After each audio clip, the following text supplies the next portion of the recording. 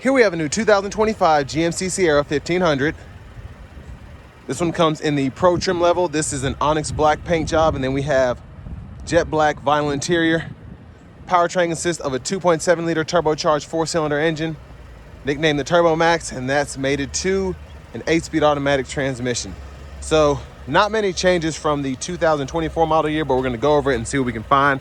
Front end here, we do get our LED daytime running lights and LED headlamps. And I like the look of the Sierras as opposed to the more basic Silverados, just because you still get those nice looking lights on this base model trim here. Wheels, 17-inch aluminum. And then to the door panel here, power door locks. We get express down on all 4 doors, and then we do get one touch up and down for the driver's side window. Power mirror controls are there, rear window lock. There's a storage. This does have 4-wheel drive. We just don't have 4-low, but pretty good use of that. Headlamp controls, electronic parking brake. There's the hood release. And then we get a manual tilt steering wheel there. And there's our driver's seat. That's also manual. So 4-way there. But a big thanks to Chevrolet Buick GMC of Murfreesboro for allowing me to review this truck today. I'll leave a link below in the description. But if you're looking to find the best price on one of these closer to home, click on that second link down below. It takes just a minute to fill out your information. I'll make sure the local dealers are fighting to get you the best price on this or whatever new vehicle you might be interested in. But this one includes a Pro Value package, spray on bed liner, etc. $48,045 is the sticker price here. But there's the look at the back seat. Let's see how I fit back here. I have the seat up front adjusted for someone of my size, being 6'3" with longer legs, so not the best space, but I do like the space between the seat here and then the actual door panel, so I can fit my larger leg in there. And you do get rear AC vents at the bottom, which is nice. Of course, this middle seat folds up. I'll show how that works after a while. And I do like that we get the LED reading lights for the back and very sturdy hooks here if you want to hang your uniform up. But other than that, pretty basic in the back here. Of course, with this being a Pro, we don't have the fold down seat or anything like that, but you can grab the bottom here and still fold this up.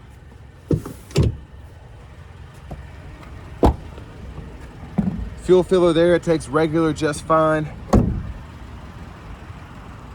And then as we come around to the back end here, no LED tail lamps, but you can swap the bulbs out if you so choose, which would help. It's just making it easier to see at night, or for those people behind you to see you. Again, spray on bed liner here. There's a tow hitch, spare tire, exhaust. And I actually like the chrome bumper on the back. Now to the front passenger seat. Same manual adjustability as the driver's side, so that's for the seat back, that's for the seat bottom. Lockable glove compartment here, and then you have a second compartment there if you ever want to use that.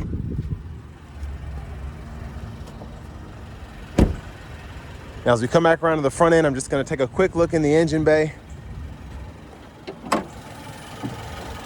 And again, that's a 2.7 liter turbocharged 4-cylinder. But let's go ahead and hop in the driver's seat.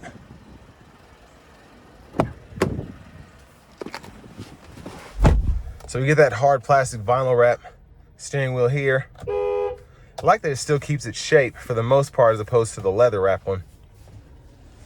To the screen, this is a 7-inch. We get AM, FM, XM along with Bluetooth audio. And then we also get wireless Apple CarPlay, Android Auto compatibility.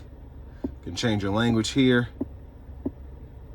All of your other settings are right in there. And if your vehicle settings, you do get the rear seat reminder and buckle to drive, which is nice on this base model, along with that teen driver. There's your backup camera there. Guidelines follow you as you turn the steering wheel. Little storage up here. And then shortcut buttons here, volume. You can click that to mute and then hold it to reset the system. Over here, we have our single zone manual, climate controls, temperature can be adjusted there, fan speed here. To turn the system off or on, you just click that there. And you also get little prompts up top to kind of show you what's going on the screen. But your AC toggle and all that's there. And this is why I'm hot, because the AC wasn't on. Lane keeping system, auto stop. That's how you can release the tailgate, hazards, traction control. You do get a trailer brake controller on this one, then a USB-C and a USB-A input along with the 12 volt. And something else that I feel is also often missed on these trucks is you do have little storage here, and then on top of that, you have a little storage underneath the seat there, and I'll show you how that works.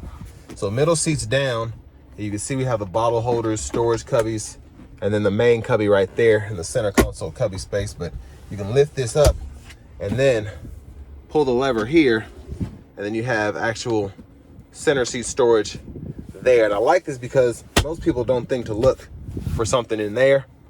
But if you want to release the seat, let it back down, pull this strap here, and then you're good to go.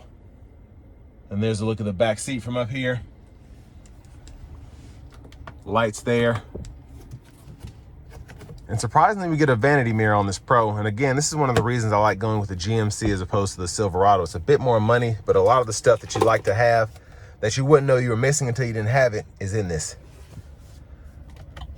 There's a stalk there for the left side.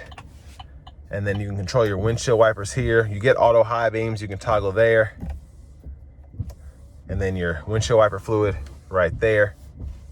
Now for the shifter, again, in 8-speed, so you can hit the brake and it's on the column, so just pull, reverse, neutral, drive, and then you have your low gear there, or low mode, however you want to call it, but that's the limiter.